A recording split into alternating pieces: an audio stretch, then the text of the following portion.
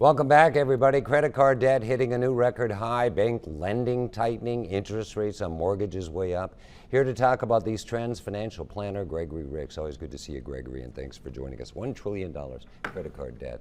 It can be a killer to American families, can it? It really can, and people are leaning on that more. Result of the Fed tightening and things slowing, and we've seen they keep using credit, and people are leaning on that more to take care of their need and to keep the spending up. You know, one thing the Fed has to keep a lookout for, because 68% of GDP is consumer spending. Yeah. So in a way, if we slow down consumer spending, we're slowing the economy, which leads to that recession, which they're striving for the first time in a century to get it, to get a soft landing. Some of the biggest mistakes people make when it comes to racking up credit card debt and dealing with it. Minimum payments.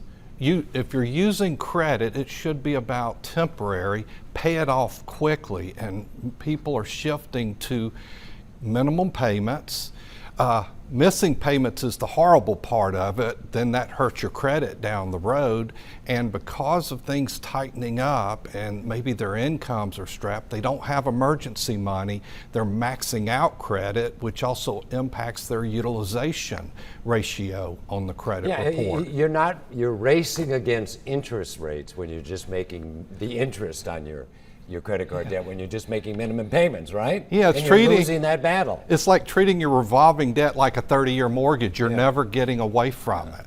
Student loans are that way too, unfortunately. Missing payments you talked about, the minimum payments, carrying a high balance. What do you suggest people do? I mean, they always say if you have multiple things, consolidate it. Do you like consolidation? I like consolidation, but still you're using up credit utilization trying to do that. So this is kind of like business management of your household. What's your inflow versus outflow?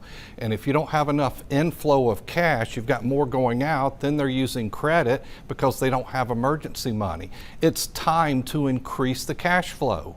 You either got to cut spending or increase income. That might be picking up a second job, asking for a raise, reducing your budget.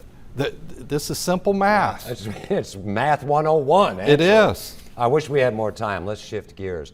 20-year high on mortgage rates right now. I think it was 7.09% announced this week.